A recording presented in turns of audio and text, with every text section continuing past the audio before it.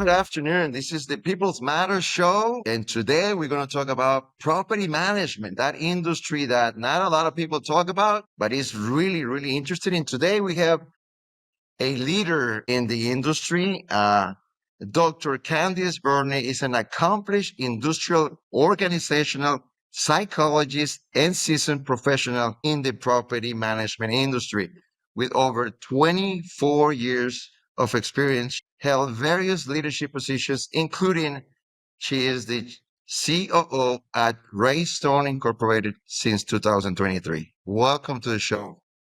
Thank you. I appreciate it. So let's start a little bit with this fascinating industry. And why don't you tell us, with your background, why don't you tell us how did you get involved within the property management industry? How I got involved was as a leasing agent. So I lived in Southern California, young daughter at a young age, and then I was going to have another young daughter at still a young age. And I was looking to have one job instead of three. And I interviewed at a large complex out in Roseville, California, 465 units. And I started at 19 leasing apartments. And I have not left the industry since. So it's kind of how I got into it. Everyone has their own story, but it was nice. There's a lot of benefits to property management, including discounts on rent, which I did have at that age. And so that was very helpful at the time. That's awesome.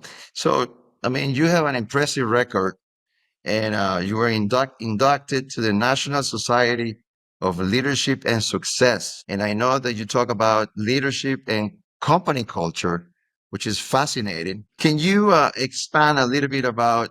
I know that you wrote a book called The Unconventional Leader, and you talk about precisely the importance to be authentic to themselves. Can you expand a little bit more on that concept? I think it's very fascinating. Sure, yeah, I think that anyone can be a leader. So that's the purpose of the book. So regardless of rank or title, if you are a receptionist or a chief operating officer, you can be a leader because not everyone desires to manage people or do certain tasks. And so no matter what role you have or what title you hold, you can be a leader.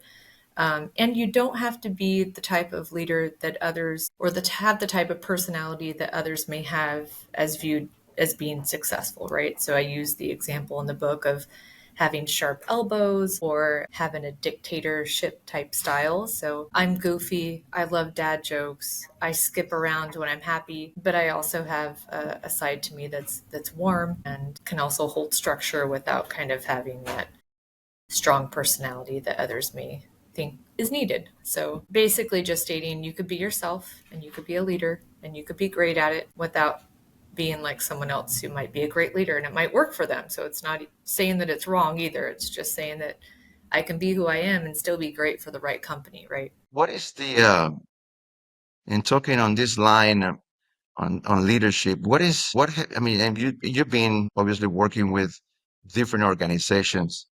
What is the best leadership style that you've seen that work, especially with today's environment when there is a lot of work, virtual positions, people working from home? What is the best style for a leader to apply and have results with an environment of a lot of virtual employees? I don't know if I would tie it to a style because I think different styles work for different people, but I would say that flexibility, empathy, uh, and being open to change is something that I feel over the since COVID really has been a necessity. Change is hard and fast every year, and it's with different things. Right now, we're seeing it with AI, right? 2 years ago, remote work. Now we have this hybrid flex. And so the style could remain the same, but you have to be open to flexing and to changing the environment so that it can work with the employees and the environment. Right. So after COVID, everything changed. You just said it. And obviously we have to adapt to the new environment. However, many companies are trying to come back. What is your perspective about allowing people to work from home or not? I think you have to, so a lot of it, that's a big question. So you have to take into consideration, the norm was, let's give an example, 9 to 5. COVID hit, now we're remote full time. Now we want them to come back. But maybe they've been used to that for 2 or 3 years. Their lifestyle has changed. Maybe they've had a child and they've worked it out with their significant other when someone can come home or who can pick up the kids, and now they're commuting. So you have to be open to that and flexible with it. It doesn't make them a bad employee if they can't change immediately. Maybe you say, hey, instead of 3 days a week, let's do two, with the expectation that by August we're at three. And so I think whatever's needed for the company is great, but you also have to feed the needs of the employees that had to do that immediate change right away. And now they have to come back because you force them to come back before they're able to make those adjustments. And then you're going to have some burnout, some poor culture. So you have to take everything into consideration before making those hard adjustments. So now that industries and companies are trying to decide how much they can bring people back, but now we have technology evolving and transforming companies and changing at a very rapid pace. What is your biggest challenge right now that you have in regards to transformation technology? How well are you adopting or bringing new technology to your business? I think it's great.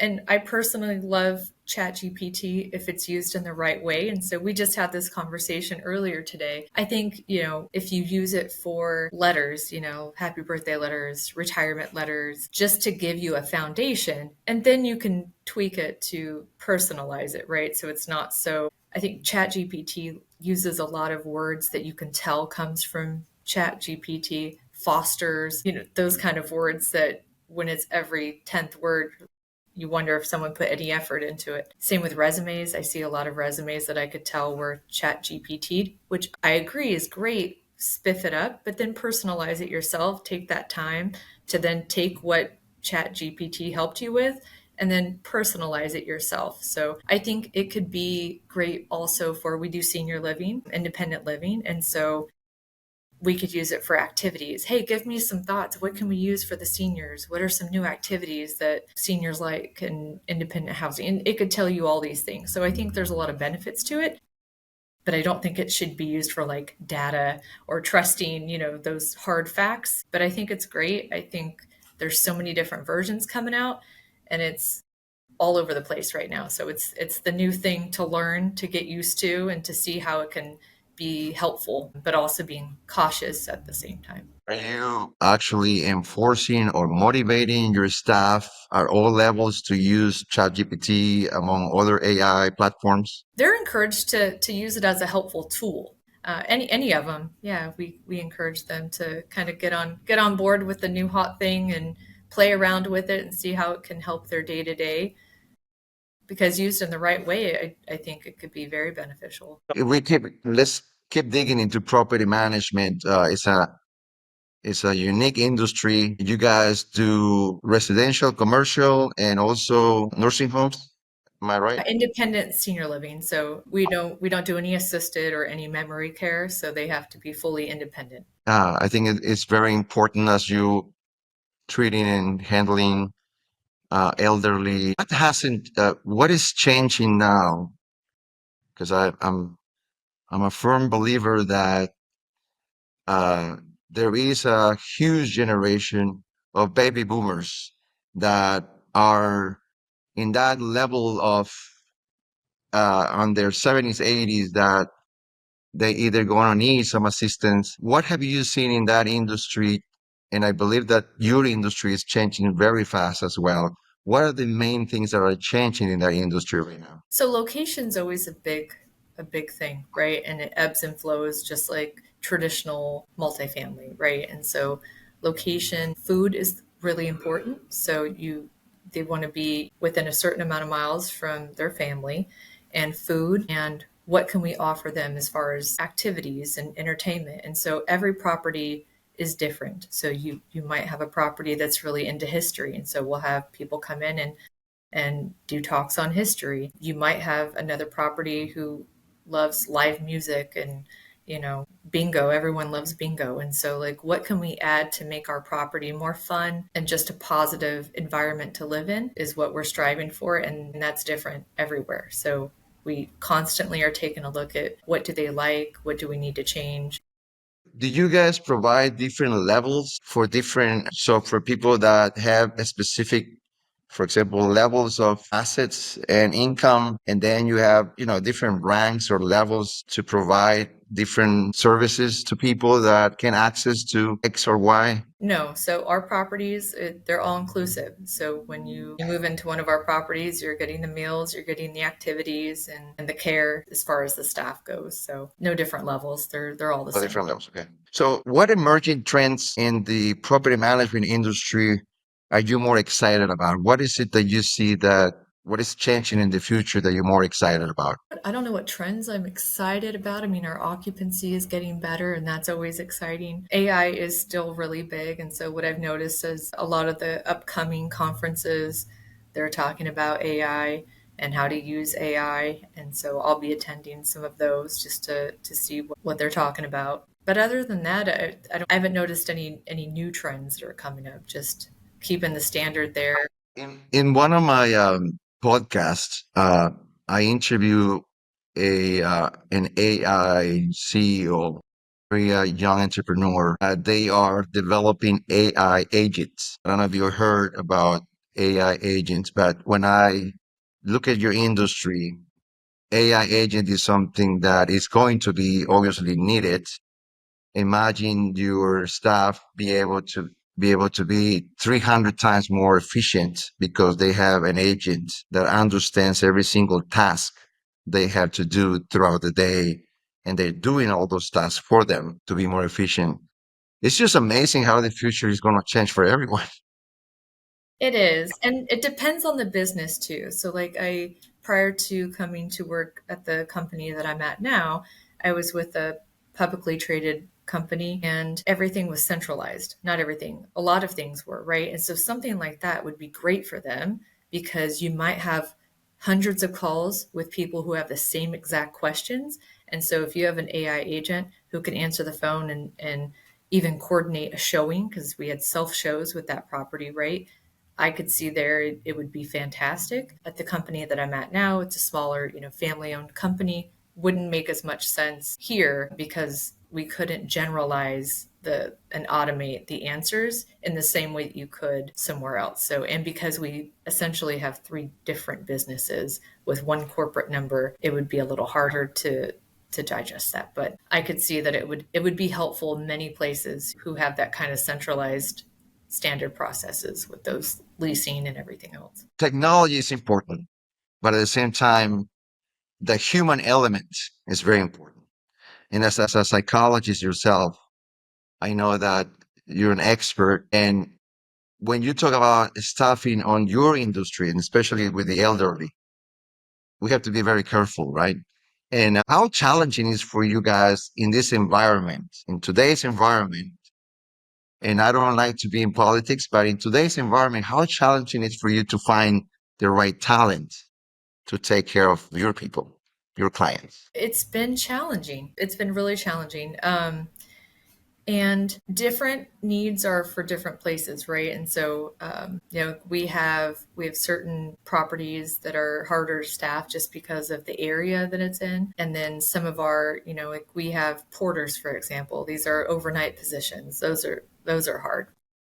But then also, like you said, with the senior living, it's good to have someone with experience. It takes a elevated level of care and concern and patience, and you really have to enjoy it. Different than maybe an on-site manager at a traditional multifamily complex. The needs are different. The skill sets are different, and so it's important to be patient and hire the right person. And so sometimes that can take time.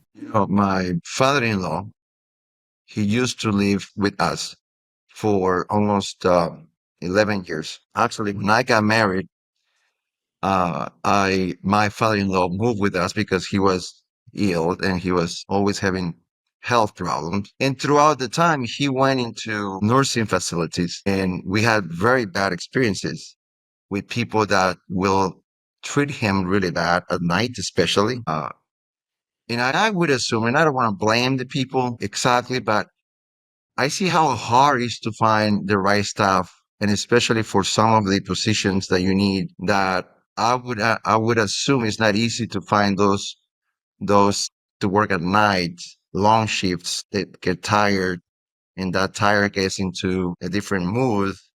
And when those patients are sometimes screaming or yelling, can create a bad result. Do you experience that as well? So our properties are all fully independent. So if they're moving into our property, they can fully take care of themselves. We're not trained to help them in any medical way. So they're moving in a lot of times, maybe just downsizing, they're selling their home and kind of the simplicity of having 3 meals a day. What does happen and is that maybe they do get to a point to where they need a higher level of care. And so then they would have to move from one of our complexes to someone who can help them on a daily basis. Doctor, uh, baby boomers as they're aging, they're gonna look to downsize. In my community, I live in New Jersey. I live in the Morristown area in New Jersey. And in my area, there's a lot of people that are baby boomers, a lot of people in their late 70s, 80s, and they're not selling. They live in big houses, 5, 6, 7,000 square feet by themselves. I know many of them, and they're not moving. And the answer is always the same. If I sell, where I'm gonna go? So do you see that that's changing already? Or do you see that that's the case in most of the states? What's the situation? That is the case. And so I think there's when people think about senior living, they think of like a sane asylum or something. They have this perception that it's a place you go when you can't take care of yourself anymore, and there's it's just a misconception. So it is not abnormal that we work with someone for 3 to 4 years before they finally decide to sell their home and move in. They'll make several visits, not like a regular apartment complex. You're looking for an apartment, someone comes, tours, leaves you money, they move in 2 weeks, right? Not with senior housing. It's a thought process. They have to put a lot of time and effort into getting comfortable with the idea. We'll invite them back for happy hour, invite them back for food, try the food out, see if you like it. Maybe they get to know some of the residents that live there, and then they become more comfortable with the idea, and they understand that it's a social aspect that can be added to their life and not something that they're giving up as far as their independence. So it's a process. I never thought about that. I mean, 3 or 4 years to make a decision. Wow. Uh, what is the main reason why people at the end they make the decision to move into a nursing home or to a retiring home? So it could be maybe they lost a loved one and they're looking to kind of fill that social part of their life. Maybe they're not the cook, maybe their significant other was the cook, and so the idea of having 2 to 3 meals a day cooked for you is sounds really great. Downsizing, so even for our couples who move in, the cleaning and the cooking and all of that just is a lot, and so they want to simplify it, travel, so lots of different reasons, but still a How thought many process. people are you helping right now? How many people are you offering these services? How big is your So, well, we have 9 different independent living communities, and then we have a handful of multifamily and then commercial. But for seniors specifically, it's we have 9. what's the average population in every facility? They're different sizes, so right around like 100 units, I would say would be like an average. Some are more. Very fascinating. I always see how in my area, for example, where I live, I see new facilities opening. However, I don't see people from my neighborhood moving out. Yeah. So, but I mean, maybe it's not the time yet. But doctor, I mean, one of the last things for me to ask you here is, you're one of those leaders that are passionate about helping and elevating people. I heard that. I read about that. Can you tell us more about where is that passion coming from to help others, to elevate others?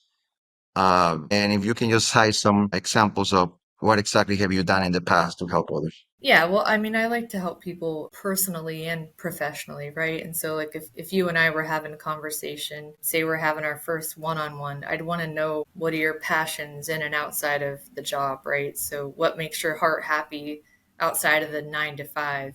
and how can we incorporate what makes your heart happy on the outside on the inside, right? So you could take what you're passionate about and you could apply it to the workplace, and that's going to do me some good too, right? Because now you're able to bring that other side of you to the table. Some examples, I mean, we have some employees who are super passionate about art, right? And being creative. So maybe we'll put that into some of our party planning, other things like that, right? So, or if your goal is to get your real estate license, it's something you've been thinking about for a really long time, still would be positive for us. Well, let's get that started. Maybe, we'll set your classes up, or maybe you want to travel more, then we'll figure out how to make sure you take your vacation time. Maybe you want a promotion, then tell me what you want to be promoted to. We'll do a gap analysis and we'll figure out what your skill set is now compared to what your skill set needs to be, and we'll start working on it. So,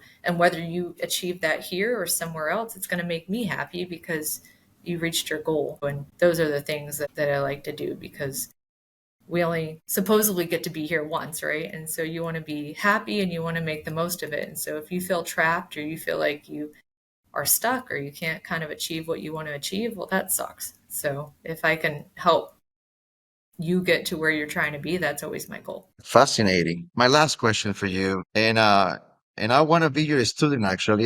Offline, I'll ask you another question. Obviously, with your experience of many years in helping people, organizations, in two different, I believe at least two that I know, there might be more.